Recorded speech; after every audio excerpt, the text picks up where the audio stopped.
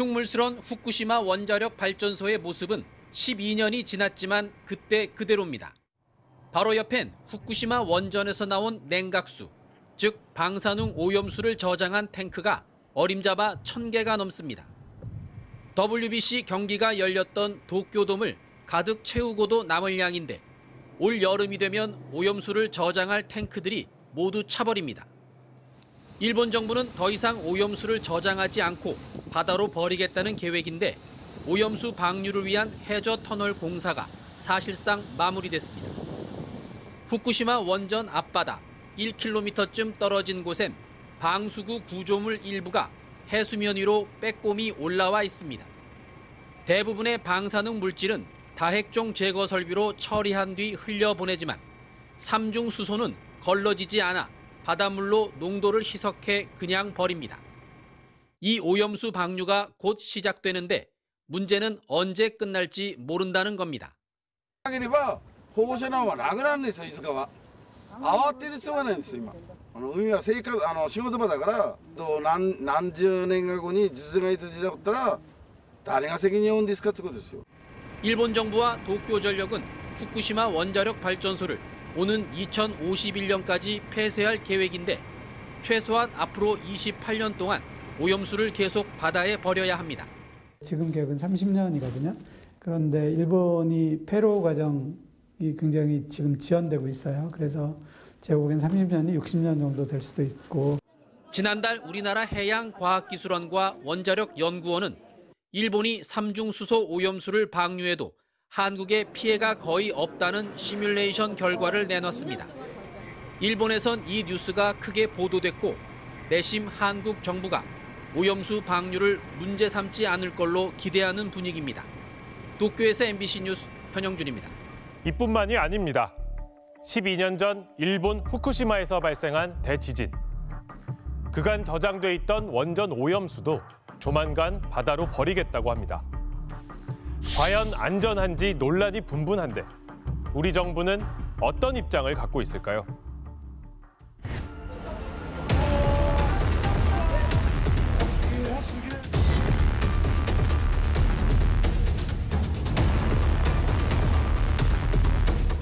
海洋放出が現実的と判断し、基本方針を取りまとめました。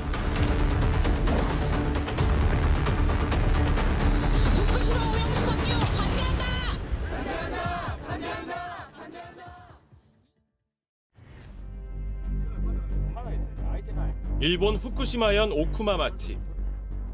후쿠시마 원전과의 거리가 채 10km도 되지 않는 마을입니다. 일부 지역은 이제 거주가 가능해졌지만 여전히 빈집이 더 많습니다. 大熊町の全体でここは2割ぐらいなんですね。解除されたのが一部の人が帰ってきているだけで多くはこのように空き家になってますね. 원전 쪽으로 좀 더 들어가 봤습니다. 길가에 쌓인 검은 봉투들이 보입니다. 오염된 흙이 담긴 봉투입니다. 이른바 중간 저장 시설. 방사능에 오염된 흙을 저장하는 곳입니다. これが約1400万個発生したというふうにご覧になっていただければ.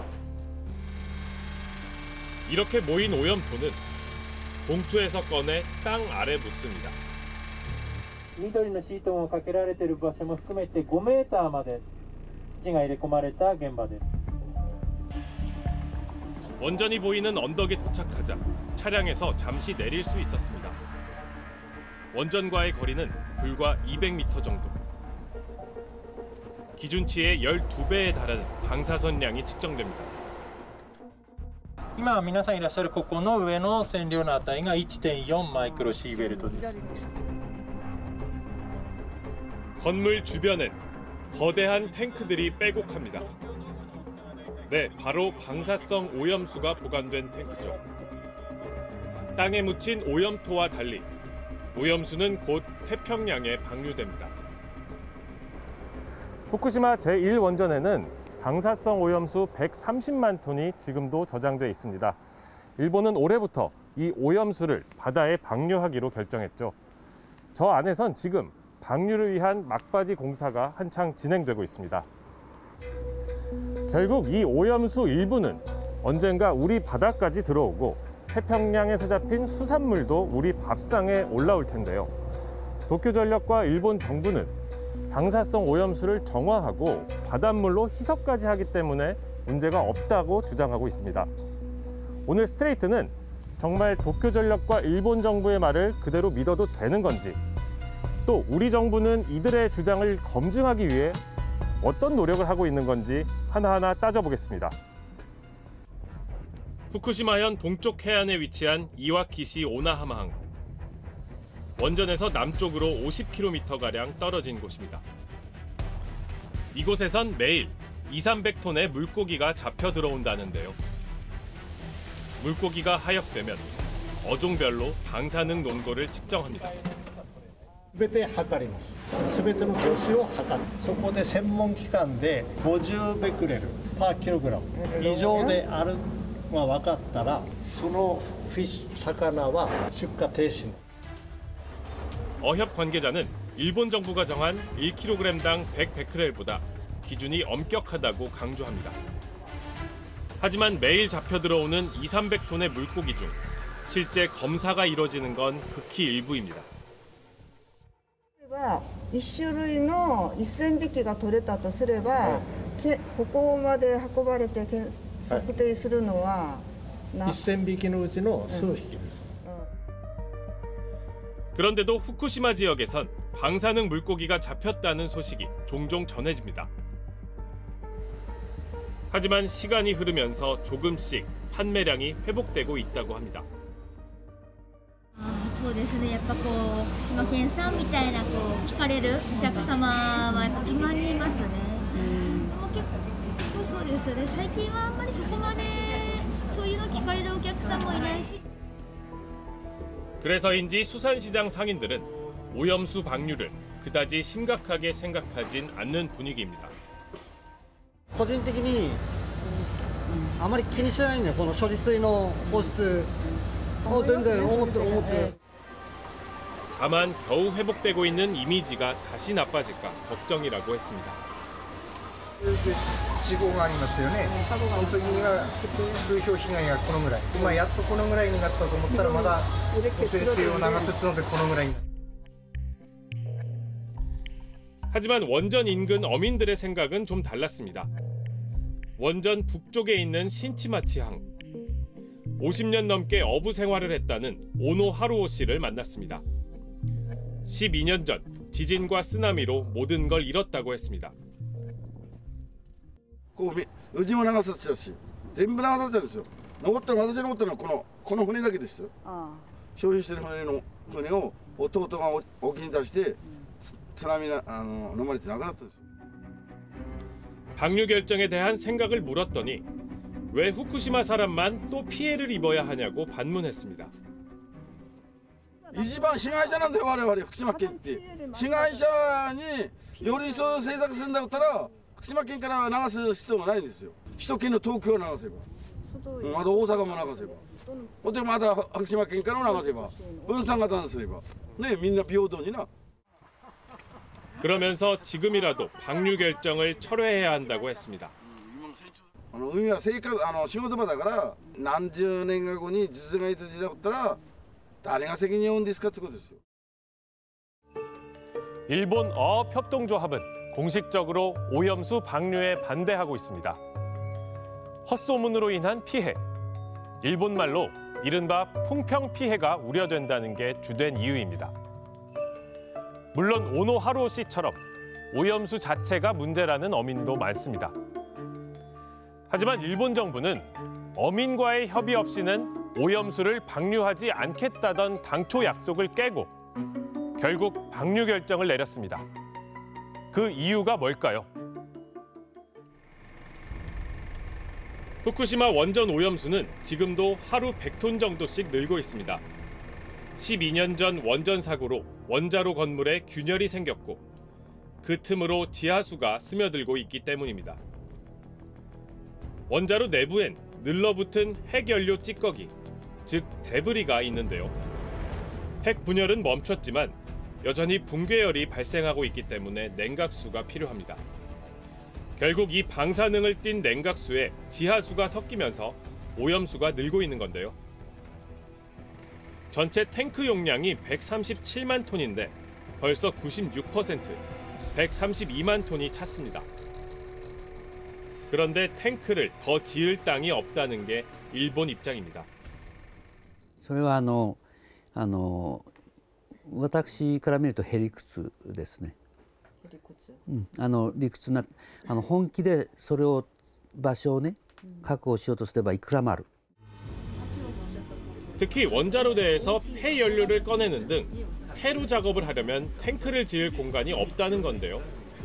사실 이 폐로 작업은 당장 시작하기도 어렵습니다. デブリ溶融物を取り出してそれを処理するために設備を作るって言ってるんです。ですからそんなものは何十年も先。今使えるはずがない。使えない。 물론 일본 정부가 오염수 그대로 바다에 버리겠다는 건 아닙니다. 알프스라는 정화 장치를 통해 세슘, 스트론튬 같은 62개의 방사성 핵종을 제거한 뒤 규제 기준보다 낮은 오염수만 방류하겠다는 방침이죠. 알프스가 제거하지 못하는 삼중수소는 규제 기준의 40분의 1 수준이 되도록 바닷물로 희석하겠다고 했는데요. 하지만 최근 도쿄전력이 공개한 오염수 데이터에 신뢰성 문제가 불거졌습니다. 방류되는 오염수가 제대로 정화가 된 건지 일본의 데이터만으로는 정확히 알 수 없다는 겁니다. 지난 1월 열린 국회 토론회. 미국의 핵 물리학자 페랭 달로키 베레스 교수가 참석했습니다. 그는 태평양 도서국 포럼에서 오염수 방류 문제 자문단으로 활동하고 있는데요. 이 포럼은 호주, 뉴질랜드, 피지 등 태평양 18개 섬나라들의 협의체입니다. 페랭 교수는 일본 측 데이터에 의구심을 표시했습니다. Quality of the data are inadequate to support the decision to release the tank water. 스트레이트는 페랭 교수와 만나 더 자세한 이야기를 들어봤습니다. 먼저 그는 도쿄전력이 제공한 데이터가 기본적인 정리조차 제대로 되어 있지 않았다고 했는데요. The data for the same radionuclides had different units. Very relevant data was actually missing in some cases when I looked at the data, such as fundamental as the idea of the tanks. 또 알프스로 62개 방사성 핵종을 걸러낼 수 있다고 했지만 실제 측정이 이루어진 건 몇 개밖에 되지 않았다고 지적했습니다. Well, there was a small number of radionuclides that were analyzed per sample, rarely more than 9 radionuclides, and never the 64 that you often hear about. 분석된 샘플이 제대로 채취된 건지도 의문스럽다고 했습니다. 거대한 탱크 하부에는 슬러지, 즉 미립자들이 쌓일 수 있는데요. 이 때문에 탱크 위, 중간, 아래 어느 곳에 샘플이냐에 따라 방사능 농도가 다를 수 있다는 겁니다. These tanks weren't really mixed, and so it's hard to know when you take a sample how representative it's going to be. 무엇보다 데이터 자체도 이상했다는데요. 스트론튬 90과 세슘 137은 반감기가 거의 같아서 그 비율이 일정해야 하는데 탱크마다 비율이 크게 달랐다는 겁니다. So that the only thing that affects them is chemistry.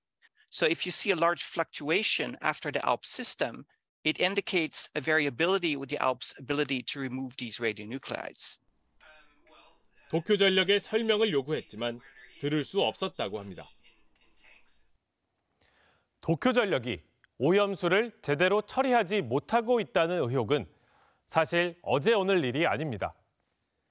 탱크에 저장된 오염수 중 70% 정도가 일본 정부의 규제 기준을 충족하지 못했다는 사실 알고 계셨나요?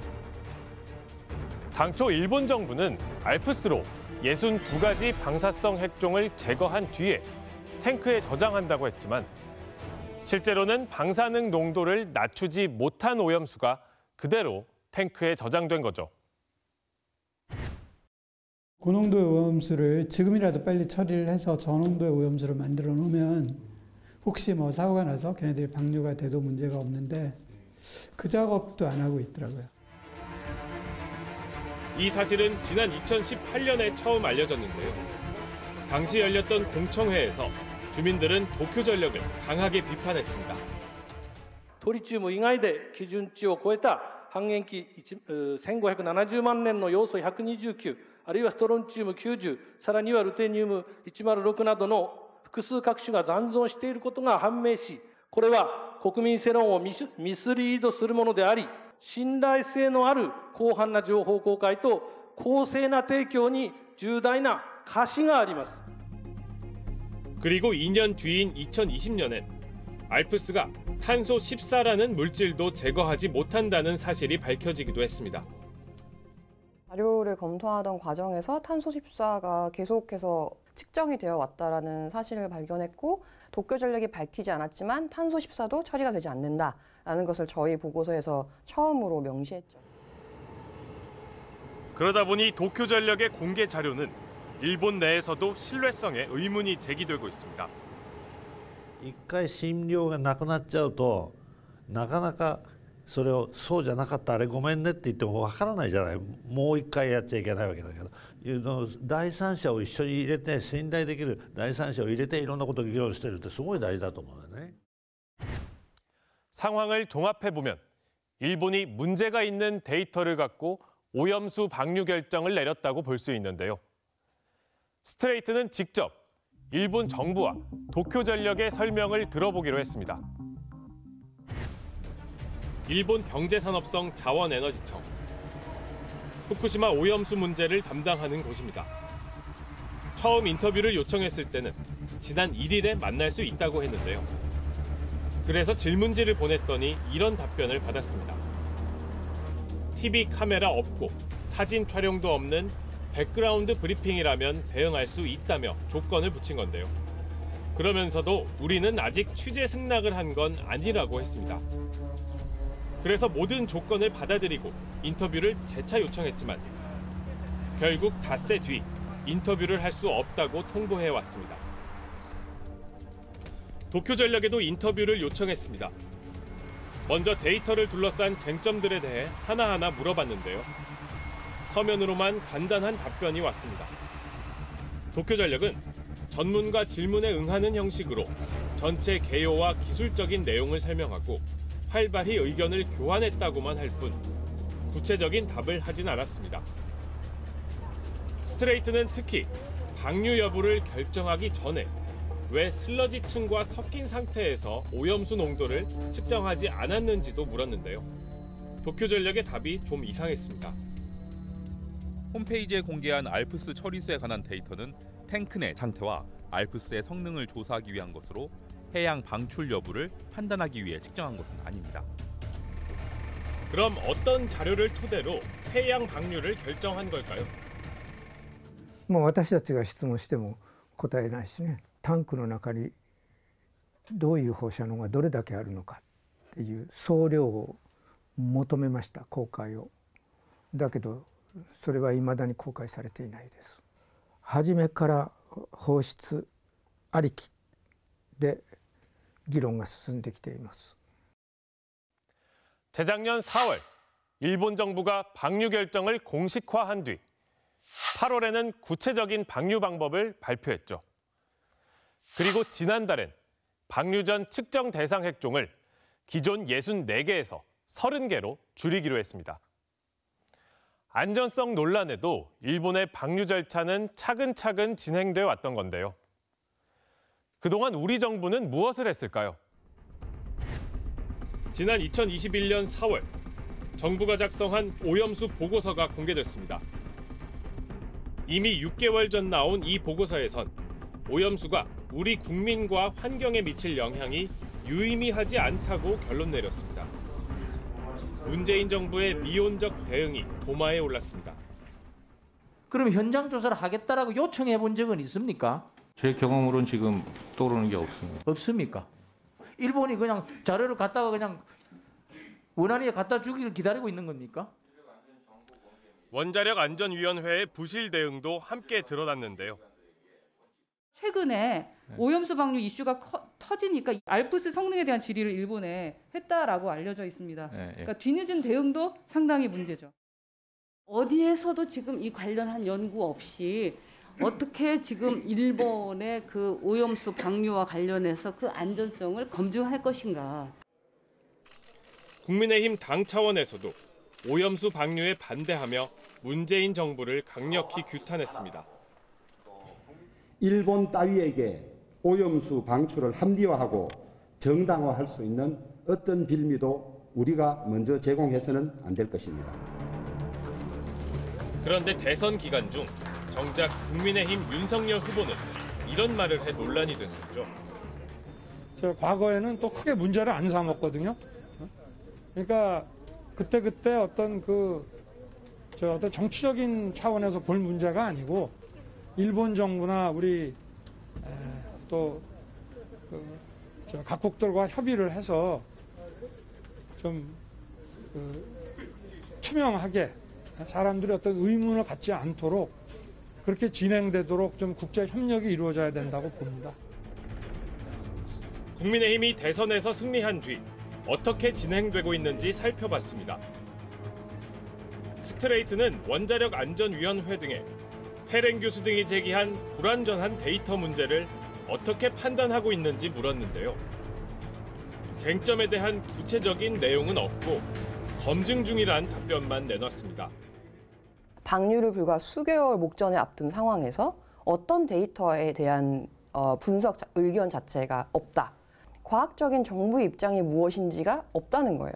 태평양 도서국 포럼의 자체적인 세계적인 과학자들과 이렇게 단독적인 그리고 독립적인 분석을 한다는 것은 모두가 할 수 있는 일을 한국 정부는 여태까지 하지 않았다. 실제 그런지 과거 문재인 정부와 윤석열 정부에서 나온 보도자료들을 살펴봤습니다. 2021년 12월 3일자 보도자료. 일본 방사선 영향평가 초안에 대해 주요 가정과 방법론상의 의문점을 제기하고 추가적인 자료를 요구했다고 돼 있는데요. 안전성 검토에 착수했다. 안전성 검토에 필요한 충분한 정보 제공을 지속 촉구하겠다. 오염수에 대한 분석 및 영향평가 등에 대한 추가 정보를 파악했다. 방류 결정이 나온 지 2년이 지났지만 검토, 촉구, 파악하고 있다는 내용뿐 구체적인 결과는 나온 게 없습니다. 지난달엔 일본이 방류 전 측정 대상 핵종을 64개에서 30개로 줄이면서 파문이 일었죠. 이때도 정부는 기술적인 사안에 대해 상세히 토의한 바 있다며 지속적으로 검증하겠다고만 했을 뿐입니다. 대한민국 정부인가가 의심스러울 정도로 사전에 구체적으로 우리 측과 토의한 내용이다라고만 언급을 해서 국민들이 당황을 했던 적이 있습니다.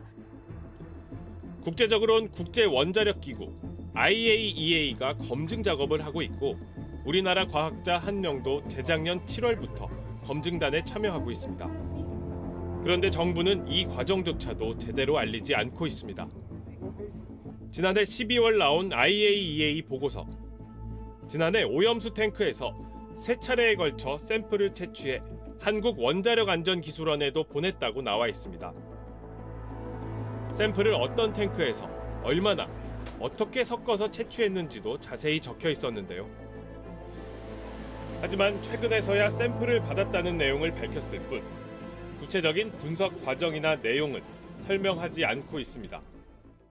정부가 적시에 그리고 제대로 된 구체적인 검증들 그리고 사실 정보들을 일본 측에 요구하는 것이 중요하고 정부가 만약에 검증을 함께 하고 있다면 관련된 내용을 투명하게 국민에게 밝히는 것이 필요합니다. 오염수 방류가 코앞으로 다가왔지만 안전성에 대한 의문은 해소되지 않고 있습니다. 基準値以下だといってもそれなりの危険度はあります。で、私としては東京電力はもう事故でたっぷりたくさん放射性物質を出してますから、これ以上余計なものを出してはいけないというふうに思ってますし、そう言ってます。 특히 해양학자들은 방사성 핵종이 해양 생태계에 미치는 영향은 더 주의 깊게 봐야 한다고 지적합니다. If the assumption is dumping it into the ocean will result in dilution, to a degree that's correct as a chemical process. What it ignores is the biological process because living organisms can take up radionuclides, they can transfer them from one level of the food web to the next, they can be accumulated. 그렇기 때문에 당장의 규제 기준을 충족한다고 해서 안전하다고만 볼 수는 없다고 말합니다. So the fact that they're not as in tuned with the biology as a biologist is not a surprise to me. Criteria and thresholds being used today are not based on the most recent science and best available data. And this is a concern. 작년 12월 100곳이 넘는 연구소가 회원으로 있는 전미 해양연구소협회는 오염수 방류에 반대하는 성명을 냈습니다. 오염수 내 방사성 핵종에 대한 중요한 데이터가 빠져 있고 방류 계획이 생물 농축 등 생물학적 과정을 무시한다는 내용입니다.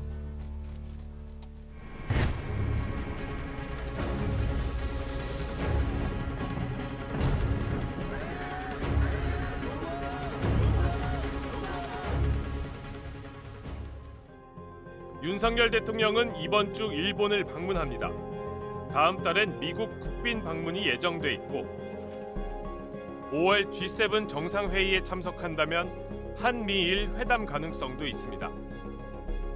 후쿠시마 오염수 방류는 이 같은 외교 무대에서도 주요 현안 중 하나입니다. 특히 굴욕 외교란 비판에도 일본에 많은 것을 내줘온 만큼 뭘 받아올지가 관심입니다. 윤 대통령이 논란의 고비마다 강조해온 국익의 실체가 무엇인지 많은 국민들은 궁금해하고 있습니다.